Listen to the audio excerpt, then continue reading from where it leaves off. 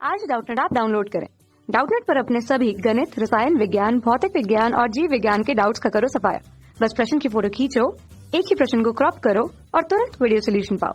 अभी डाउनलोड करें।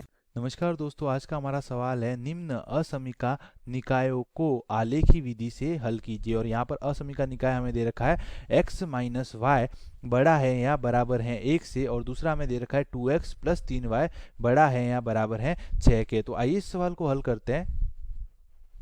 तो यहाँ पर हमें क्या बोला है, असमीका निकाय को आलेखी विधि से हल कीजिए। तो आलेखी विधि से हल करने में हम क्या करते हैं, असमीक सबसे पहला हमारे पास जो सबसे पहली स्टेप होती है वो क्या होती है, असमीका का चिन्ह या तो ये होता है या ये होता है। इस चिन्ह की जगह मैं क्या करता हूँ, बराबर का चिन्ह लगाऊंगा। तो बराबर का चिन्ह लगाऊंगा तो हमारे पास एक रेखा तो प्राप्त होगी x माइनस वाई बराबर 1 की, और दूसरी रेखा हमारे पास प्राप्त होगी 2x प्लस 3y बराबर 6 की। अब मैं क्या करूंगा, इन रेखाओं को ग्राफ में प्रदर्शित करूंगा। तो रेखाओं को ग्राफ में प्रदर्शित करूंगा तो उसके प्रतिच्छेद बिंदु निकालूंगा। तो इस रेखा में अगर मैं x बराबर 0 रखता हूं तो y बराबर हमारे पास आ जाएगा माइनस का 1, और अगर मैं y बराबर 0 रखता हूं तो x बराबर हमारे पास क्या आ जाएगा, प्लस का 1। तो ये हमारे पास दोनों रेखाओं का प्रतिच्छेद बिंदु आ गया। इसी प्रकार इस रेखा की बात करूं तो x बराबर 0 रखता हूं तो y बराबर हमारे पास आ जाएगा 2, और अगर y बराबर 0 रखता हूं तो x बराबर आ जाएगा 3। तो ये हमारे पास इस रेखा के प्रतिच्छेद बिंदु हो जाएंगे। अब मैं क्या करूंगा, एक द्विमीय तल बनाऊंगा। तो यहां पर ये हमारे पास क्या हो जाएगा, एक xy तल।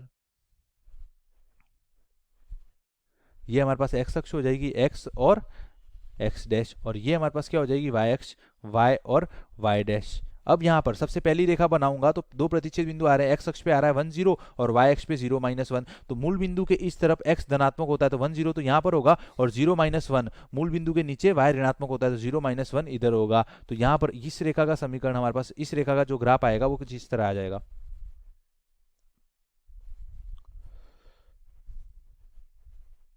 अब दूसरी रेखा हमारे पास क्या है, दूसरी रेखा का जो x अक्ष पे प्रतिच्छेद बिंदु वो क्या है, 3 0, और इसका प्रतिच्छेद बिंदु 1 0 था। 3 0 यहाँ पर होगा, और जो दूसरा प्रतिच्छेद बिंदु 0 2 वो y अक्ष पे, y अक्ष पे हमारे पास 2 क्या है, धनात्मक है, धनात्मक मूल बिंदु के ऊपर की तरफ। तो ये प्रतिच्छेद बिंदु हमारे पास यहाँ पर होगा। तो इस रेखा का जो समीकरण होगा हमारे पास वो कुछ इस तरह आएगा।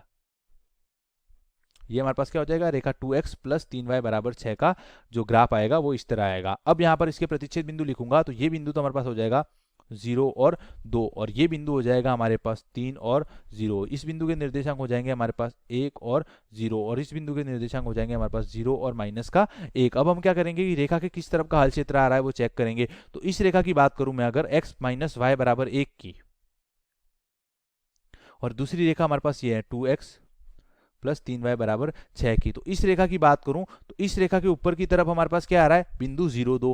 अगर बिंदु 0 2 या इस रेखा के ऊपर की तरफ हमारे पास क्या आ रहा है, मूल बिंदु। अगर मूल बिंदु दी हुई इस रेखा की असमीका को संतुष्ट करता तो हल क्षेत्र ये मूल बिंदु की तरफ होगा, नहीं तो विपरीत तरफ। तो मूल बिंदु को रखूंगा तो यहाँ पर हमारे पास क्या आ जाएगा, मूल बिंदु को अगर इस रेखा में रखूंगा तो हमारे पास क्या आ जाएगा, 0 माइनस 0 बड़ा है या बराबर है 1 के। तो यह आ जाएगा 0 बड़ा है या बराबर है 1 के, जो कि असत्य है क्योंकि 0 न तो 1 से बड़ा है न 1 के बराबर है, मतलब मूल बिंदु संतुष्ट नहीं कर रहा। तो हल क्षेत्र हमारे पास नीचे वाला भाग हो जाएगा, ये वाला भाग।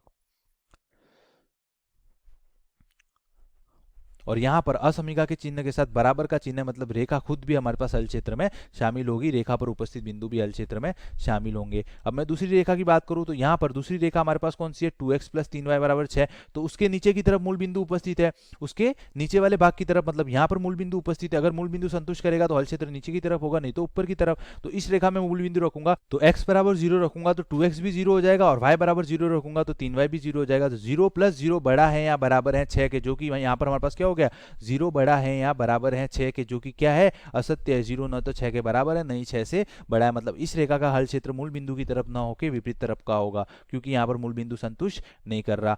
अब यहाँ पर भी असमीका के चिन्ह के साथ बराबर का चिन्ह है, मतलब रेखा पर उपस्थित बिंदु भी हल क्षेत्र में शामिल होंगे।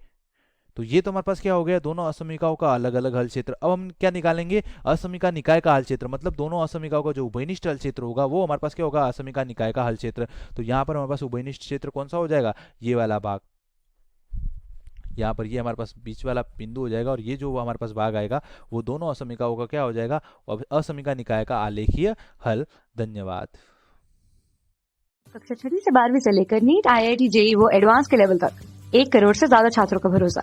आज ही डाउनलोड करें डाउटनेट ऐप या व्हाट्सएप करें अपने सारे डाउट्स 8400 400 400 पर।